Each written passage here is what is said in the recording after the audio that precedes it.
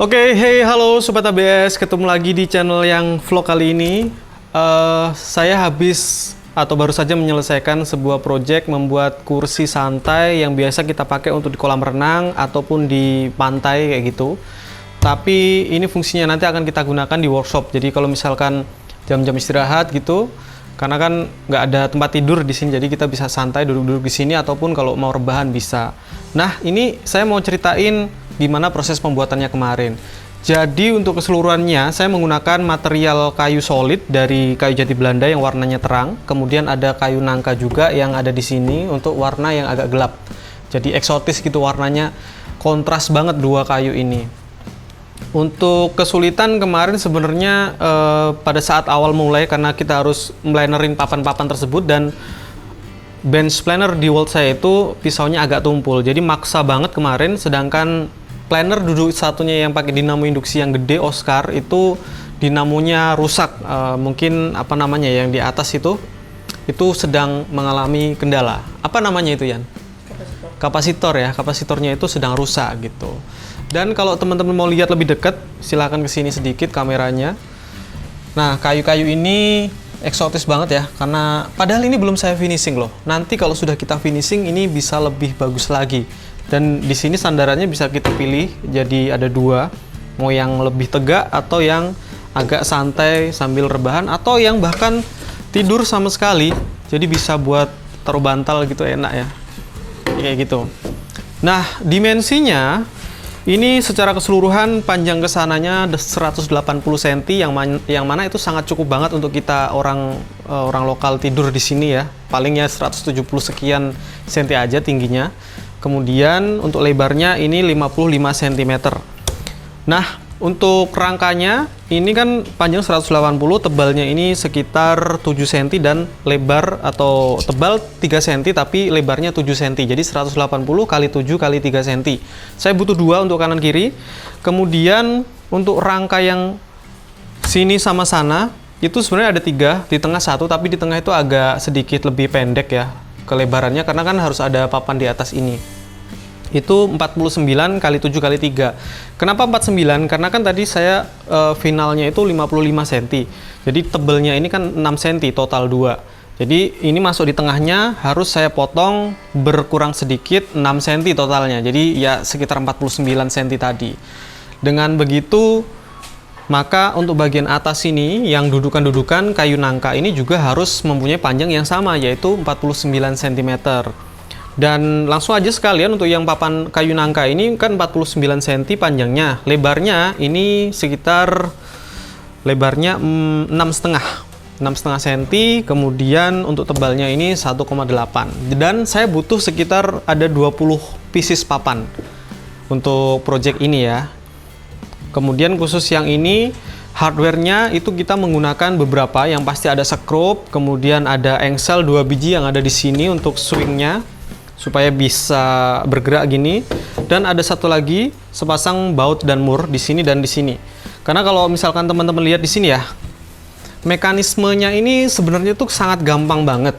Jadi ada satu buah kotak ini yang terpisah dari yang sana yang dihubungkan dengan si engsel 2 biji di situ. Engselnya kamu bisa kasih 3 ya kalau misalkan khawatir, tapi 2 saya rasa cukup. Yang penting skrupnya kuat. Dan kayunya kan ini kayu keras juga ya, pakai kayu nangka ini keras banget. Jadi oke aja.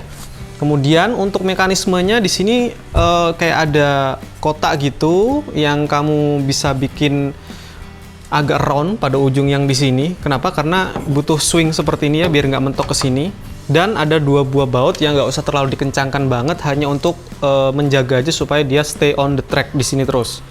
Kemudian satu hal lagi yang paling penting di sini adalah adanya ambalan atau tatakan yang ada di bawah sini. Ini saya koneksikan ke bodi samping ini, di skrup dari bawah. Kemudian penghubung lagi di sini ini dicoakin-coakin dengan sudut-sudut tertentu, disesuaikan aja dengan posisi yang tadi kayak gini. Lalu kemudian di sampingnya juga. Jadi kalau teman-teman perhatikan sudutnya ini tuh beda ya. Ini dengan ini beda karena posisinya ini kan mengikuti letaknya ini. Posisi begini maka kita garis gitu. Posisi begini maka kita garis dan kita potong. Usahakan potongannya antara kanan dan kirinya sama. Nah, itu dia untuk mekanismenya sangat gampang banget, nggak ribet. Yang ribet justru ngamplas-ngamplasnya, motongnya, ngukur-ngukurnya, kayak gitu. Satu lagi yang belum saya sebutin adalah kaki. Nah, di kaki, teman-teman bisa berkreasi menggunakan kaki-kaki yang modelnya seperti apa itu bisa kalian kreasikan sendiri. Tapi saya membuatnya lebih sedikit berbeda. Jadi ada sudut di sini yang harus kita perhatikan. Untuk kaki ini ada 4 kaki, 1, 2, 3, 4 yang seperti ini. Ini panjangnya 25, tebalnya 2,5, lebarnya ini 5 cm. Jadi untuk sudutnya yang 4 kakinya ini 25 derajat. Sama ya, 25 derajat, dan penghubung kaki yang panjang ini ada kanan dan kiri 2 biji.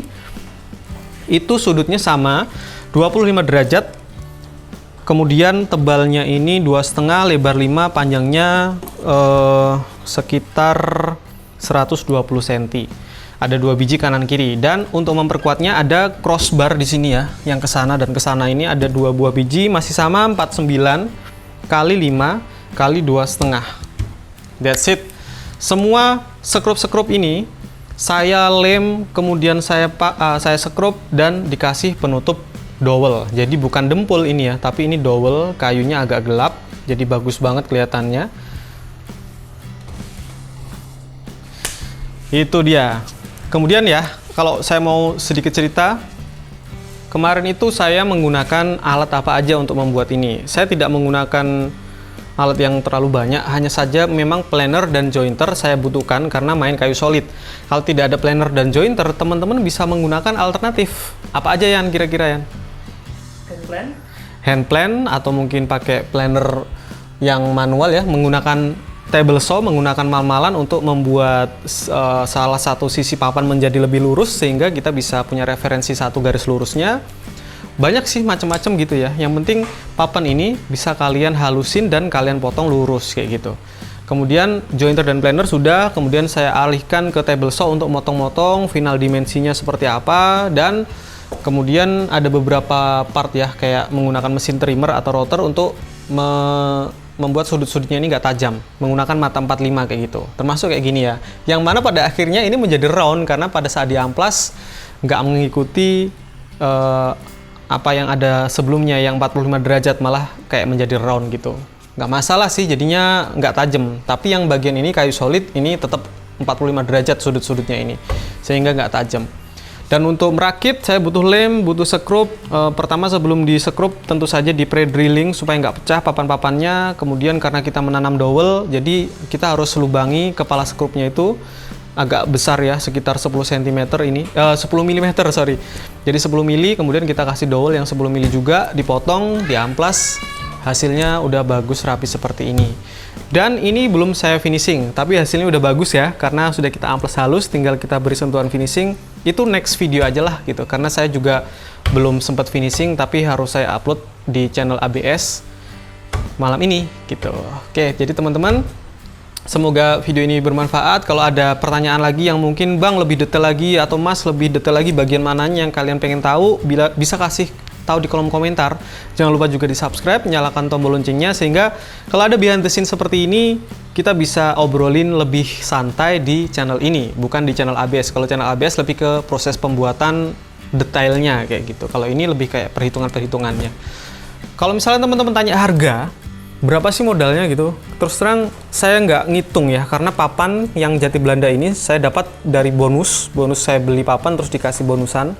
Papannya lebar awalnya.